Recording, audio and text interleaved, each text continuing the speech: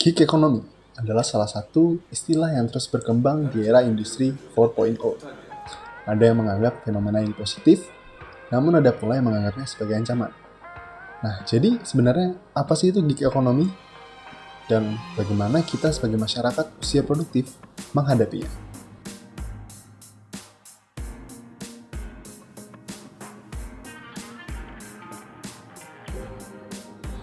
Ada banyak pihak yang mendefinisikan gig economy secara berbeda-beda.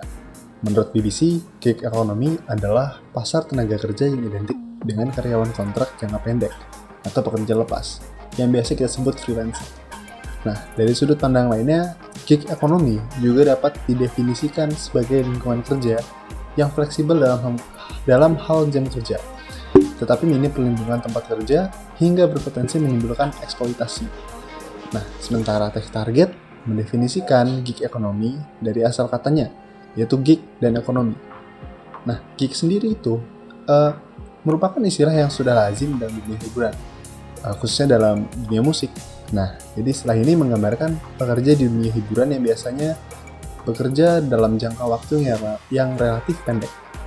Maka dapat disimpulkan bahwa gig economy adalah sistem kerja di mana umumnya lembaga atau perusahaan lebih memilih untuk merekrut pekerja independen atau kontrak jangka pendek. Nah, belakangan gig economy semakin banyak diterapkan oleh perusahaan.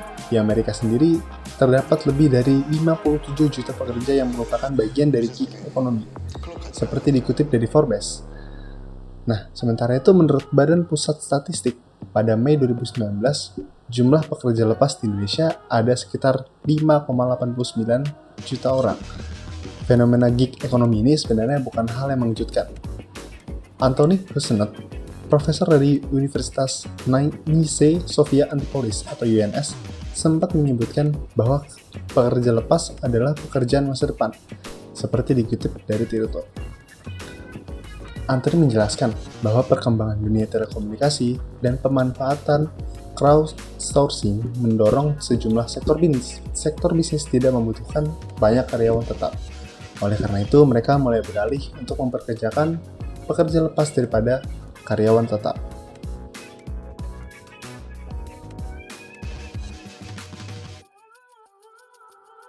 Nah, di beberapa negara, gig economy ini merupakan fenomena yang terus berkembang.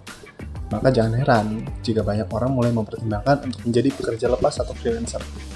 Namun tentu saja tidak semua pekerjaan bisa mengikuti arus gig economy.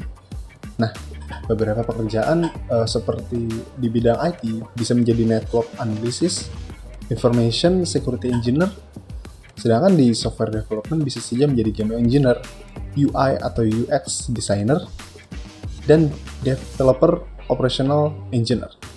Nah, fenomena gig economy ini memberikan dampak yang luas bagi para pekerja maupun perusahaan.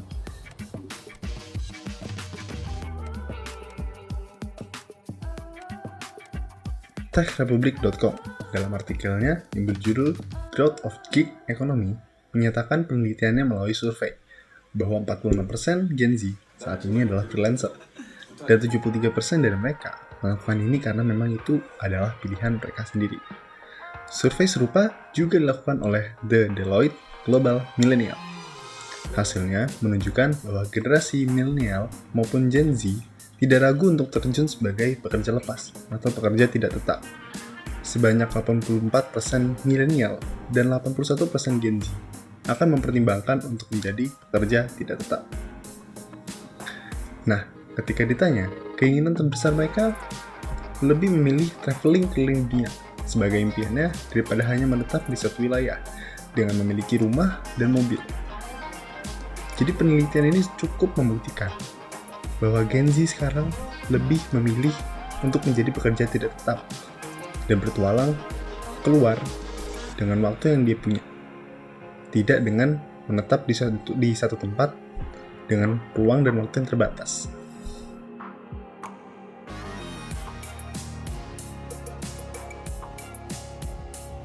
Dari sisi pekerja, salah satu dampak positif gig economy adalah kamu bisa mengambil banyak proyek sekaligus dalam satu waktu.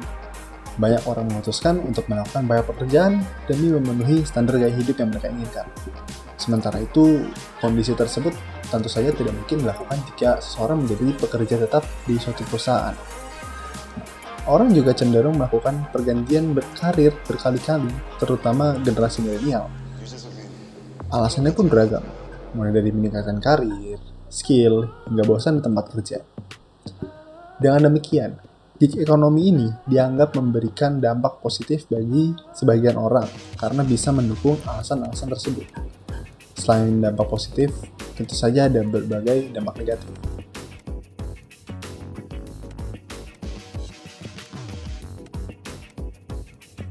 Dampak negatif yang timbul dari fenomena gig ekonomi.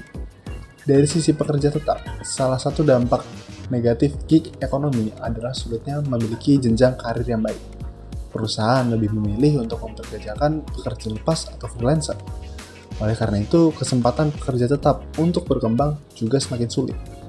Dampak negatif lainnya adalah tentang fleksibilitas. Memang fleksibilitas dapat dianggap sesuatu yang positif dalam gig ekonomi ini. Namun kenyataannya banyak orang tidak bisa menemukan work-life balance mereka dengan situasi kerja yang fleksibel.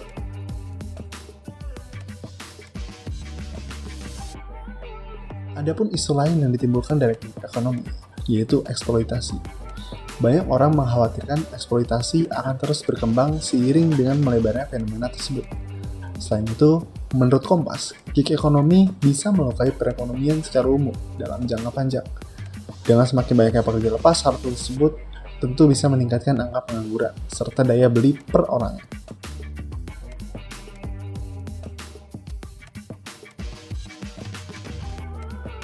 Yang baru saja terjadi dan telah dilakukan penelitian oleh Research Institute of Social Economic Development atau bisa dipanggil RISET, yaitu kenaikan tarif salah satu platform ojek online yang menyentuh angka 20%. Nah, kenaikan ini menurut riset tidak menjamin kesejahteraan mitra. Dalam hal ini, gig employment, tarif yang semakin mahal akan berbanding terbalik dengan minat konsumen dalam menggunakan jasa dan hal ini tertentu merugikan bagi mitra driver yang bertatap muka secara langsung dengan konsumen. Bahkan konsumen menyatakan merasa lebih baik untuk menggunakan kendaraan pribadi dibanding harus merogoh kocek lebih dalam untuk menggunakan jasa ojek online.